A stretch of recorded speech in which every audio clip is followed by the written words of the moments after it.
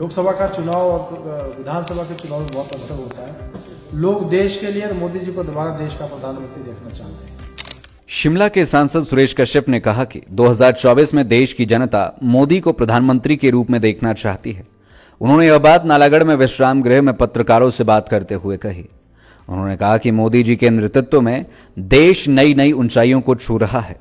Covid के बाद जहां दुनिया में जीडीपी गिर रही है तो वहीं भारत में बढ़ रही है। उन्होंने कोरोना से निपटने में भारत नहीं दुनिया को भी राह दिखाई है। 80 करोड़ जनता को राशन मुफ्त मुहैया करवाया जा रहा है, जो बड़े विकसित देश भी नहीं कर सके। विधानसभा चुनाव में हुई हार के बारे में उन्होंने कहा कि कांग्रेस को कोई एक तरफा जीत नहीं मिली है, बल्कि कड़ा मुकाबला रहा है। भाजपा और कांग्रेस के वोट में सिर्फ 0.9% का अंतर रहा। और क्या कुछ कहना था सुरेश कश्यप का, आइए सुनिए। ये लोकसभा का चुनाव आ रहा है तो पूरे प्रदेश भर में और देश भर में रणनीति बनेगी, नालागढ़ में भी रणनीति बनेगी और जो कमी पीछे छूट गई उस कमी को दूर करेंगे और लोकसभा चुनाव में पिछली बार की तरह लीड यहां से लेंगे। देखिए ये तो समय बताएगा, लेकिन मैं नहीं समझता, क्योंकि लोकसभा का चुनाव और विधानसभा के चुनाव में बहुत अंतर होता है। लोग देश के लिए और मोदी जी को दोबारा देश का प्रधानमंत्री देखना चाहते हैं।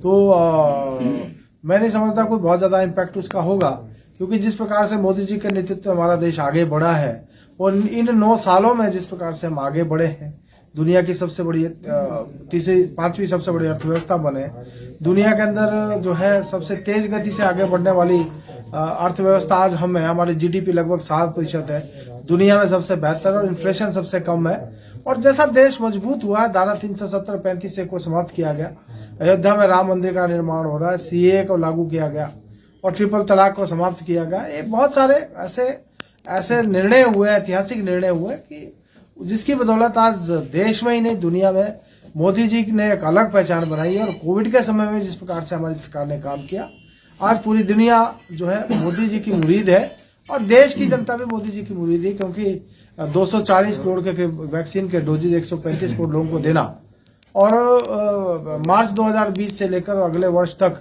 80 करोड़ लोगों को 5 किलो अनाज और एक दाल देना, मैं समझा हूँ ऐसे कुछ काम को मोदी जी ने किया है। तो देश की जनता और प्रदेश की जनता इस बात को जानती है कि कौन हमारे हित में, और फिर से मोदी जी देश के प्रधानमंत्री बनेंगे। इसे मंथन सभी मंडलों ने किया है और मंडलों ने आप अपने मंडल की समीक्षा रिपोर्टें भी प्रदेश को भेजी हैं।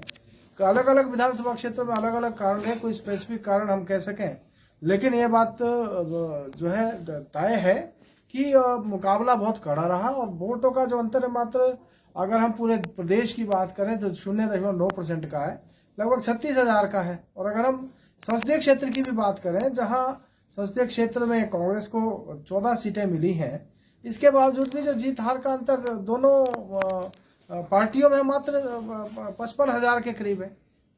तो कोई बहुत बड़ा ऐसा नहीं रहा कि कोई लैंडस्लाइड विक्ट्री कांग्रेस को मिल गई है। लोकसभा का चुनाव आ रहा है, निश्चित रूप से पार्टी संगठित होकर मजबूती के साथ पिछली जो कमियां हैं उनको बुलाकर जो आगे बढ़ेंगे, उनको पिछली कमियों को पीछे छोड़ते हुए जो है हम आगामी जो लोकसभा का चुनाव है उसमें आगे बढ़ेंगे। और जो है निश्चित रूप से इस नालागढ़ से भी और पूरे संसदीय क्षेत्र में जो है भारतीय जनता पार्टी को लीड मिलेगी। की बात नहीं है, लेकिन ये बात तय है कि सांसद निधि जो है हर विधानसभा क्षेत्र को दी गई है। हम बहुत जल्दी ही इस नालागढ़ का और दून क्षेत्र का और पूरे सोलन जिला का प्रवास के कार्यक्रम बना रहे हैं और जहां जहां भी हमने पैसा दिया हम लोगों को बताएंगे कि कौन सा कितना पैसा कहां के लिए दिया गया, क्योंकि एमपी लेड का पैसा जो है हमने लगभग सभी विधानसभा क्षेत्रों में दिया है और नालागढ़ का भी जितना हमने पैसा दिया है, दून को जितना दिया है, वो सारी हमारे पास स्कीम वाइज डिटेल्स है। हम जनता के बीच में सारी बात को रखेंगे और कोई और उस पैसे का श्रेय नहीं ले सकता। लाइव टाइम्स टीवी के लिए बीबीएन से अजय रतन की रिपोर्ट।